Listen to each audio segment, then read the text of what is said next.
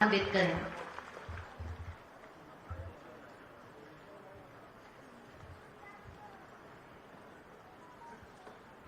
राजस्थान के बहुत ही यशस्वी लोकप्रिय मुख्यमंत्री, मेरे वरिष्ठ मित्र, जिनके साथ मैंने युवा काल से पार्टी का काम किया, ऐसे श्री भजनलाल शर्मा जी भारत सरकार में हमारे साथी मंत्री और वरिष्ठ साथी श्री गजेंद्र सिंह शेखावत जी, हमारे भारत सरकार में मंत्री और हमारे साथी भगीरथ चौधरी जी,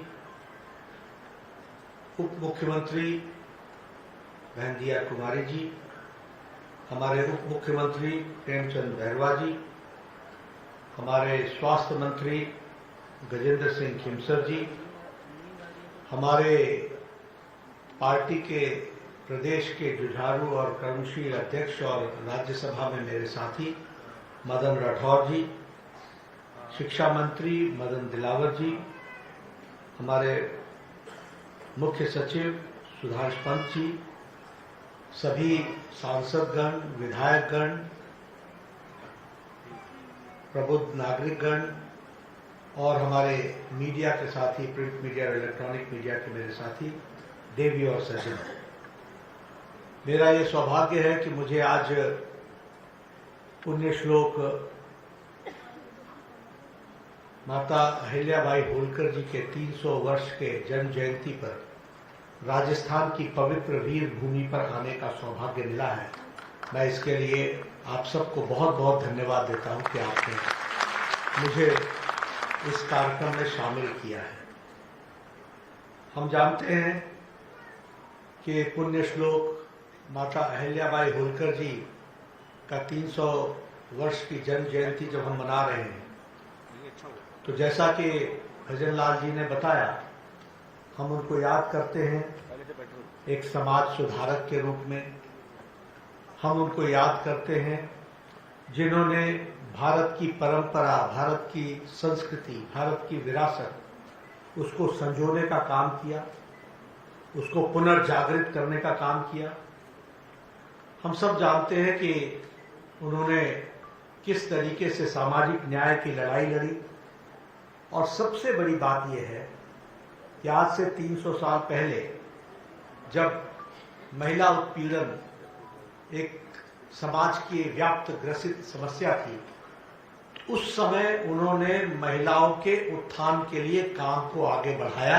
यह जीवन का उनका सबसे बड़ा लक्ष्य बना। इसको भी हमको ध्यान में रखना चाहिए। इसलिए विमेन एम्पावरमेंट, महिलाओं को शिक्षा के साथ जोड़ना, प्रोग्रेसिव विचारधारा के साथ स्कूलों का निर्माण करना और उसी के साथ साथ महिलाओं के एम्पावरमेंट के लिए हर तरीके का काम करना, यह हम सब लोगों ने देखा है।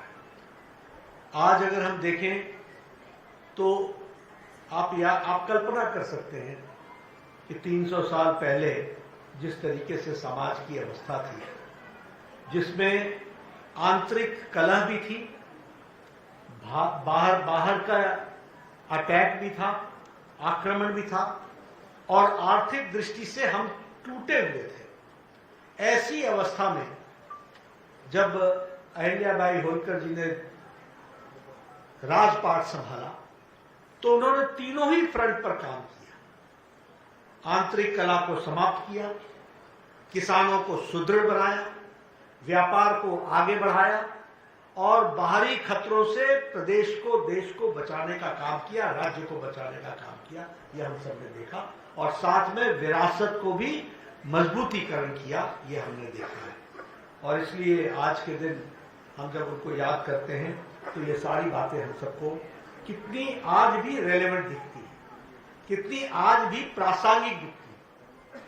और प्रासंगिक इसलिए कि जिन बातों से उस समय अहिल्याबाई माता, पुण्य श्लोक माता अहिल्याबाई होलकर जी जूझ रही थी, वही समस्याएं से आज भारत के प्रधानमंत्री नरेंद्र मोदी जी बखूबी उन्हीं बातों की लड़ाई लड़ करके समाज को पूरी ताकत से आगे बढ़ाने का और देश को आगे बढ़ाने का प्रयास करें। और इसलिए हम ये कह सकते हैं कि अगर मैं प्रधानमंत्री मोदी जी की बात कहूं तो हम ये कह सकते हैं कि उनके नेतृत्व में विमेन डेवलपमेंट नहीं, विमेन लेड डेवलपमेंट की तरफ बढ़ने का काम हुआ है, तो वो प्रधानमंत्री मोदी जी के नेतृत्व में। और जब हम डबल इंजन की सरकार की बात करते हैं तो मैं यहां भजन लाल जी को इस बात के लिए बधाई देना चाहता हूं। इनकी बहुत सी स्कीमें हैं जो इन्होंने देश में समाज के लिए, समाज के सभी वर्गों के लिए किया है। फिर चाहे वो हमारा मुलाजिम वर्ग हो, फिर चाहे हमारा किसान हो, फिर चाहे हमारा वो मजदूर हो, फिर चाहे वो स्वास्थ्य का क्षेत्र हो। लेकिन आज अहिल्याबाई होलकर जी से जुड़े हुए महिलाओं के सशक्तिकरण के लिए सिर्फ महिलाओं के ही कार्यक्रमों को आज समर्पित किया है। इसके लिए भी मैं उनको बधाई देना चाहता हूं कि उन्होंने महिलाओं के स्पेसिफिक दृष्टि से और स्वास्थ्य की दृष्टि से, क्योंकि स्वास्थ्य मंत्री आया हुआ है, तो उन्होंने स्वास्थ्य मंत्री के लिए भी महिलाओं के साथ जुड़ा हुआ जो विषय रहा उसको आगे रखने का प्रयास किया है। इसके लिए मैं उनको बधाई देना चाहता हूं जिन्होंने इस कार्यक्रम की रचना की है। आज लाडो प्रोत्साहन योजना इसका शुभारंभ किया गया और जिसमें विमेन एम्पावरमेंट में और खास करके सेक्स रेशियो में जो तकलीफ आती थी उसको निरस्त करने के लिए आपने जो स्कीम को आगे बढ़ाया है, इसके लिए आप बधाई के पात्र हैं। उसी तरीके से आपने अगर अहिल्याबाई होलकर जी के से आपने प्रेरणा ली और उस समय उन्होंने विमेन एजुकेशन को एम्पावरमेंट के लिए आगे बढ़ाया था, तो आपने भी स्कॉलरशिप स्कीम में, फिर चाहे वो शेड्यूल्ड ट्राइब के प्री मैट्रिक स्कॉलरशिप हो, फिर चाहे वो सैनिटेशन वर्कर्स के प्री मैट्रिक स्कीम हो, और फिर चाहे वो बालिका दूरस्थ शिक्षा योजना हो, और उसमें हर एक में आपने डिस्टेंस लर्निंग को भी आपने सपोर्ट किया, लेकिन साथ साथ आपने उनको आर्थिक दृष्टि से भी मजबूती पहुंचाने का प्रयास किया है। इसके लिए मैं आपको विशेष बधाई देता हूं जो आपने इन स्कीमों को लागू करने का प्रयास किया है। लखपति दीदी ऋण योजना, इसमें लगभग 12 करोड़, आज आपने 1800 बेनिफिशियरीज को अभी मेरे से बटन दबा करके आधे मिनट भी नहीं, 15 से 20 सेकंड के अंदर आपने लगभग 18,000 बेनिफिशियरीज को आपने 12 करोड़ रुपए डिस्पर्स किए हैं। इसके लिए मैं आपको बधाई देना चाहता हूं। उसी तरीके से कालीबाई भील मेधावी छात्रा स्कूटी योजना, जब हम शुरू में आए तो हमारे साथ बालिकाओं ने वहां पर उनको स्कूटी आपने भेंट दी। ये स्कूटी सिर्फ कोई भेंट नहीं है, ये स्कूटी उन बहनों को, उन बच्चियों को जीवन में एम्पावर करने का रास्ता है, जिसके माध्यम से उनका सेल्फ कॉन्फिडेंस बढ़ने वाला है और वह उनको एक नया रास्ता देने वाला है। और आपने उसमें 2000 स्कूटी आज वितरित की है। आपने उसी तरीके से कस्तूरबा गांधी स्कूल के लिए 5 नए उसका शिलान्यास और उसका फाउंडेशन स्टोन रखने का प्रयास किया है। 50 गवर्नमेंट स्कूल्स आपने खोलने का आज जो तय किया है, उसके लिए मैं विशेष करके आपको बधाई देता हूं। लेकिन सबसे बड़ी बधाई आपको इसलिए देता हूं क्योंकि आपने मां, जो मदर्स एब्सोल्यूट अफेक्शन है, उस कार्यक्रम को जो आपने कार्य रूप दिया है, जिसमें आप गर्भ की पाठशाला, यानी प्रेग्नेंट मदर जिस समय वो गर्भावती होती है उस समय से लेकर के बच्चे के पैदा होने तक और उसके टीकाकरण तक आपने जो उसको लाइफ साइकिल अप्रोच में आपने उनकी जागृति लाने के लिए जो आपने कार्यक्रम लिया है, ये बहुत बड़ा कार्यक्रम है जो देश और समाज को परिवर्तित करेगा और इसके लिए मैं आपको बधाई देना चाहता हूं। उसी तरीके से आपने नारी चेतना अभियान, स्वस्थ नारी चेतना अभियान, इसमें जो आपने अवेयरनेस लाने का प्रयास किया है और उसके लिए भी मैं आपको बधाई देता हूं। और आपने महिलाओं को हायर एजुकेशन से फैसिलिटेट करने के लिए और उनको आर्थिक दृष्टि से सुदृढ़ बनाने के लिए जो आपने काम लिया है, उसके लिए मैं आपको बहुत बहुत बधाई देना चाहता हूं। मैं जब यहाँ आया हूं तो जब ये डबल इंजन की सरकार की बात मैं करता हूं तो मैं निश्चित रूप से आपको बताना चाहता हूं कि देखिए आपके हाथ में कितनी बड़ी ताकत है। मैं राजनीतिक बात नहीं कर रहा, लेकिन मैं समाज से और देश से जुड़ी हुई बात कर रहा हूं कि आपके हाथ में कितनी बड़ी ताकत है। आप ही बताइए, क्या 2014 के बाद देश की तस्वीर बदली है कि नहीं बदली है? जरा जोर से बताइए, बदली कि नहीं बदली? बड़े धीरे। मैं इसलिए आपसे पूछ रहा हूं कि पॉलिसी मेकर्स का कितना अंतर पड़ता है। हमको इस बात को समझना पड़ेगा। हम भी उसी घर्रे में थे, सब कुछ चलता है, सब कुछ होता है, यहां कुछ नहीं बदलने वाला है, ऐसे ही चलेगा। इस वातावरण में हम जी रहे थे कि नहीं जी रहे थे? लेकिन आज भारत का साधारण मानवी इस बात को कहता है कि नहीं, अब वो नहीं चलेगा, अब वह चलेगा जो प्रधानमंत्री मोदी जी के नेतृत्व में 140 करोड़ देश आगे दौड़ लगाते हुए बढ़ रहा है। इस बात को हम लोगों ने देखा। ये बदलती हुई तस्वीर हमको देखने को मिलती है। प्रधानमंत्री मोदी जी ने राजनीति की संस्कृति बदल दी।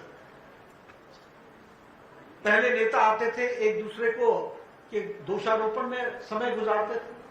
आज आपने भजनलाल जी की स्पीच सुनी, उन्होंने राजस्थान के लिए क्या किया है इसकी उन्होंने चर्चा की। आज रिपोर्ट कार्ड की पॉलिटिक्स हो रही है। हम अगर आपके पास आते हैं, आपके सामने आते हैं, तो या तो आपको कोई स्कीम दे करके जाते हैं, बटन दबा करके आपके खाते में दे करके जाते हैं और आपका सशक्तिकरण करने का काम करते हैं। यह हमारे काम करने का तरीका है। Politics of accountability, politics of performance, politics of development, politics of responsible government, responsive government, ये हमारे काम करने का तरीका है। और यह मोदी जी ने इस संस्कृति को पैदा किया है और रिपोर्ट कार्ड की संस्कृति जोड़ी है कि जिस जनता ने चुना है उस जनता को अपना रिपोर्ट कार्ड दिखाओ कि क्या तुमने काम किया, उसको आगे बढ़ा करके बताने का काम किया। और इसीलिए नीति निर्धारकों का बहुत बड़ा फर्क असर पड़ता है। यह हमको समझ लेना चाहिए। मैं बहुत सी बातें कर सकता हूं, लेकिन आज सिर्फ आपसे अगर मैं स्वास्थ्य की बात करूं तो हमारी स्वास्थ्य की नीति थी 1997 में।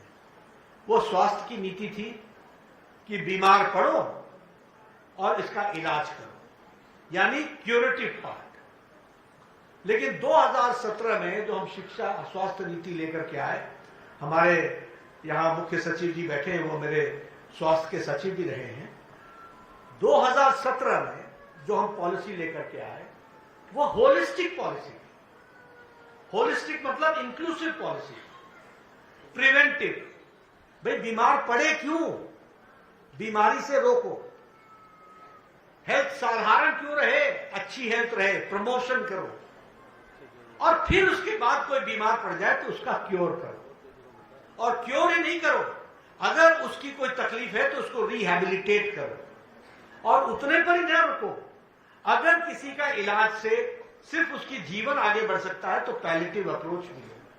और बुजुर्गों के लिए अलग तरीके के इलाज की व्यवस्था करो। इस तरीके से होलिस्टिक अप्रोच 2017 में प्रधानमंत्री मोदी जी ने डेवलप की। दूसरी बात जो नीति निर्धारकों को ध्यान में रखना चाहिए, नीति निर्धारक की दृष्टि से आपको ध्यान में रखना चाहिए कि हम लोगों ने कैसी पॉलिसी बनाई। ऐसी पॉलिसी बनाई जो एक्सेसिबल हो, यानी हम स्वास्थ्य सेवा संस्थान तक हम पहुंच सके, अफोर्डेबल हो, हम वो इलाज ले सके, कर सके, और वह इलाज कराने के साथ साथ उसका हर तरीके से संपूर्ण चिंता की जा सके, इस बात की व्यवस्था की जाए। ये हमारी पॉलिसी में जोड़ा गया। और इसीलिए आज मैं आपको बताना चाहता हूं कि इस दृष्टि से लगभग 1,77,000 आयुष्मान आरोग्य मंदिर बनाए गए, जो हर 2 पंचायत पर, 2.5 पंचायत पर एक आयुष्मान आरोग्य मंदिर बना है। और आपको जान करके आश्चर्य भी होगा, लेकिन खुशी भी होगी कि हम लोगों ने हर व्यक्ति का 30 साल की उम्र में तय किया है। हर व्यक्ति का, महिला का सर्विक्स कैंसर का टेस्ट होगा, स्क्रीन होगा, उसका ब्रेस्ट कैंसर का स्क्रीन होगा, और महिला और पुरुष दोनों का ओरल कैंसर का स्क्रीनिंग होगी। और उसी तरीके से हर व्यक्ति का हाइपरटेंशन, डायबिटीज, इन दोनों का, डेंटल केयर, मेंटल केयर, इस सारी की सारी चीजों का स्क्रीनिंग होगा, ताकि हमको 30 साल की उम्र में पता चल जाए कि यह व्यक्ति आगे चल करके डायबिटीज के कारण इसको मधुमेह रोग होगा और उसके चलते इसकी रेनल फेलियर भी हो सकता है, आंखें भी जा सकती हैं, किडनी भी डैमेज हो सकता है, इसकी उसको जानकारी मिल जाएगी। अगर वो हाइपरटेंसिव होगा तो उसकी हार्ट की समस्या बन सकती है, इसलिए उसका इलाज 30 साल की उम्र में शुरू कर देंगे तो वह आगे चल करके गंभीर बीमारी से बच सकेगा। और मैं आपके सामने बताना चाहता हूं कि ओरल कैंसर में अभी हम 29 करोड़ 35 लाख लोगों का स्क्रीनिंग कर चुके हैं और जिसमें से 1 करोड़ 58 लाख लोग ओरल कैंसर के ग्रसित पाए गए, जिनका इलाज शुरू हो गया। उसी तरीके से ब्रेस्ट कैंसर में 15 करोड़ 61 लाख महिलाओं का स्क्रीनिंग हो चुकी है, जिसमें से 58,000 महिलाओं को ब्रेस्ट कैंसर पाया गया और उनका इलाज शुरू हो गया है। सर्विक्स कैंसर में 9 करोड़ 50 लाख बहनों का स्क्रीनिंग हो चुकी है। ये ऐसे नहीं है जो बीमार हुए तब आए, नहीं, वो स्वस्थ थे, लेकिन उनकी स्क्रीनिंग में पता चला कि इनको सर्विक्स कैंसर हो सकता है और उसमें 58,000 लोगों का ट्रीटमेंट शुरू हुआ। इस तरीके से हमने प्रिवेंटिव पार्ट को आगे बढ़ाने का कोशिश किया। डायबिटीज में 35 करोड़ लोगों की स्क्रीनिंग हुई है और 2 करोड़ 57 लाख लोग पाए गए हैं जो डायबिटीज के मरीज हैं। उसी तरीके से हाइपरटेंशन में 35 करोड़ लोगों की स्क्रीनिंग हो चुकी है, जिसमें 4 करोड़ 28 लाख लोग हाइपरटेंशन के मरीज बताए गए। अब आप बताइए, ये 10 साल में बदलता भारत है कि नहीं? कभी सोचा था कि आपको घर से बुला करके ये स्क्रीनिंग करा करके और इस तरीके से हम स्वास्थ्य के दृष्टि से उन लोगों को जो जीवन में आगे जाकर खतरे की घंटी पर बैठे थे उनका इलाज शुरू कर दिया? तो यह हमको ध्यान में रखना चाहिए कि नीति निर्धारक बहुत बहुत महत्वपूर्ण होता है, उसको हमको समझना चाहिए। इसलिए नीति निर्धारक कौन हो वह आपको ध्यान में रखना चाहिए। ये भजन लाल शर्मा जी को बैठाना मुख्यमंत्री के पद पर यह विषय नहीं है। विषय यह है कि इस विचारधारा के एक सिपाही को बैठाना जो दिन रात एक करके उनकी टीम पूरी ताकत से मोदी जी के नेतृत्व में राजस्थान की सेवा कर रही है, इस बात को हमको समझ लेना जरूरी है। आपने अन्य सरकारें भी देखी, वो किस तरीके से सरकार चलाते रहे वो भी आपने देखा है, आपको पता है उनकी सोच क्या थी। लेकिन मैं एक बात जरूर कहना चाहूंगा कि दिन और रात का अंतर हो तो कम से कम रात के बाद दिन तो पसंद आना चाहिए, इसकी तो हमको ध्यान में रखना चाहिए। और मैं कई बार बोलता हूं, उजाले का महत्व तभी समझ में आता है जब अंधकार की त्रासदी देखी हुई हो। और इसीलिए मैं आपसे निवेदन करूंगा कि अंधकार की त्रासदी आप देख के झेल के आए और अब आप उजाले के हैं और इसलिए उजाले को आप संभाल के रखें, ये मैं आपसे निवेदन करना चाहता हूं।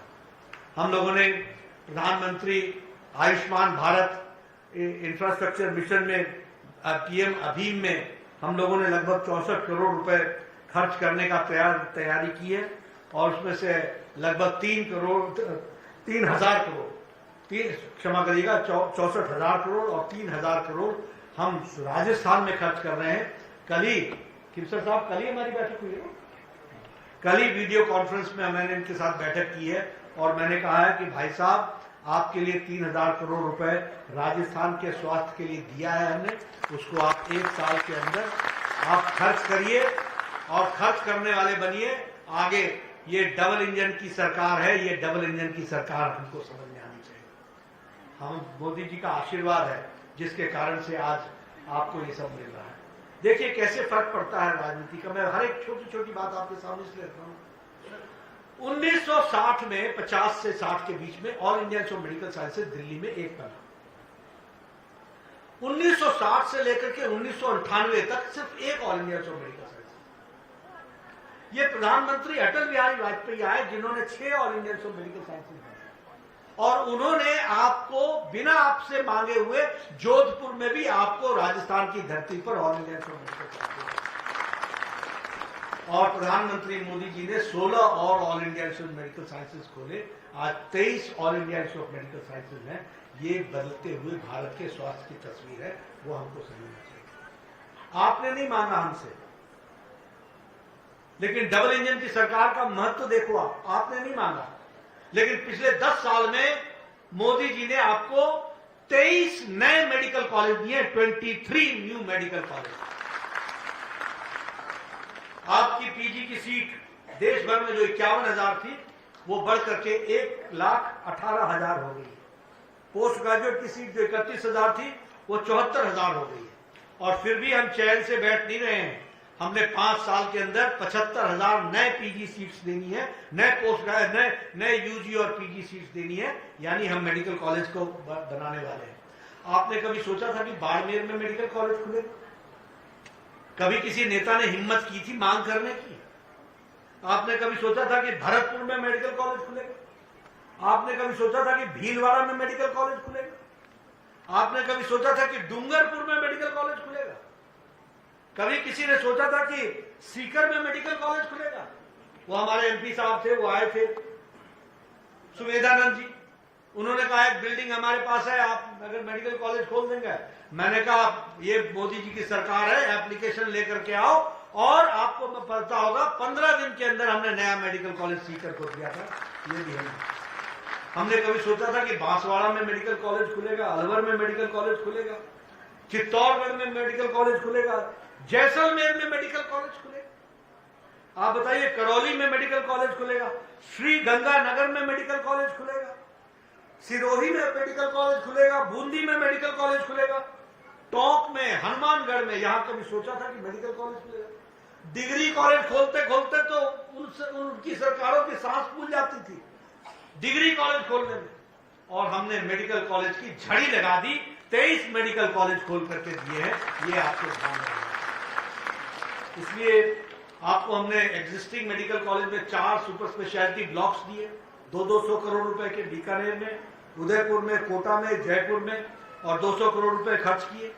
और इतना ही नहीं, जो चल रहे मेडिकल कॉलेज हैं उसमें हमने अंडर ग्रेजुएट की 750 सीटें दी हैं, और पोस्ट ग्रेजुएट में 1,467 सीटें दी हैं। तो इस तरीके से हम लोगों ने कोशिश की है कि मेडिकल के एजुकेशन की दृष्टि से हमने एक प्रयास किया है। मैं यहां आपके साथ एक बात और कह देना चाहता हूं। प्रधानमंत्री मोदी जी लगातार तीसरी बार प्रधानमंत्री बने। जब पहली बार बने थे तो उस समय मैं वर्ल्ड हेल्थ असेंबली के चेयरपर्सन भारत को मिला था, तो वो चेयर करने का मौका हमको मिला था। उस समय हम कहते थे यूनिवर्सल हेल्थ केयर, यानी हम हेल्थ की एश्योरेंस करेंगे, हम सबको एश्योर करेंगे हेल्थ देने का। और उस समय हमको लगता था पता नहीं हम कर पाएंगे कि नहीं कर पाएंगे, लेकिन आपको जानकर खुशी होगी कि मोदी जी के नेतृत्व में दुनिया का सबसे बड़ा health assurance scheme Ayushman Bharat 63 crore लोगों को, भारत की 40% आबादी को हर साल 5 लाख रुपए का गंभीर बीमारी से लड़ने के लिए हेल्थ कवर दिया जा रहा है आयुष्मान भारत के तहत। और इस बार हम लोगों ने प्रधानमंत्री व्यय वंदन योजना के तहत कोई भी व्यक्ति जिसकी उम्र 70 साल से ऊपर की हो जाए, तो जिंदगी जब तक वो अंतिम सांस नहीं ले गया, किसी भी जाति का हो, किसी भी आर्थिक क्राइटेरिया का हो, गरीब हो, अमीर हो, सबको मोदी जी के तरफ से जब तक वो अंतिम सांस नहीं लेता 5 लाख रुपए का हेल्थ कवर उसको दिया जाएगा। यह कार्यक्रम हम लोगों ने, यहां तो इंश्योरेंस कंपनी भी 60 साल के बाद इंश्योरेंस देना बंद कर देती है, और प्रधानमंत्री मोदी जी ने 70 साल से ऊपर के लोगों के लिए 5 लाख रुपए का हेल्थ कवर दिया है। इसलिए मित्रों, स्वास्थ्य की दृष्टि से, ये विमेन एम्पावरमेंट की दृष्टि से, हर चीज की, हर स्कीम को उठा करके आप देखेंगे उसमें महिलाओं ने 50% से ज्यादा हिस्सेदारी हुई है। और अब तो हमें खुशी है आपके साथ ये शेयर करते हुए, जब मैं अहिल्याबाई होलकर जी की जन्म शती 300 साल की जन्म शताब्दी मना रहे हैं, तो हमें खुशी है ये बोलते हुए कि अगली पार्लियामेंट जो 2029 में बनेगी उसमें 33% महिलाएं एमपी होंगी। इस तरीके का काम होने वाला है, इसको भी इसलिए आपका ज़्यादा समय न लेता हुआ मैं आपको फिर से बहुत बहुत शुभकामनाएं देता हूं। मुझे मालूम है कि महिलाओं को काफ़ी देर से आप आई हुई हैं और आज आपको आपके खातों में भजन लाल जी ने बड़े बटन दबा करके एक सेवा करने का काम किया है। आपका सशक्तिकरण होगा, इसके लिए आपको विशेष करके मैं बधाई देना चाहता हूं और अहिल्या भाई होलकर जी से प्रेरणा लेकर के जिस तरीके से समाज में हम महिलाओं का सशक्तिकरण करने का प्रयास कर रहे हैं, उसकी छोटी सी तस्वीर हमने और भजन लाल जी ने आपके सामने रखने का प्रयास किया है। आपने बहुत शांति से हमारी बात सुनी, आपका बहुत बहुत धन्यवाद। जय भारत, जय राजस्थान।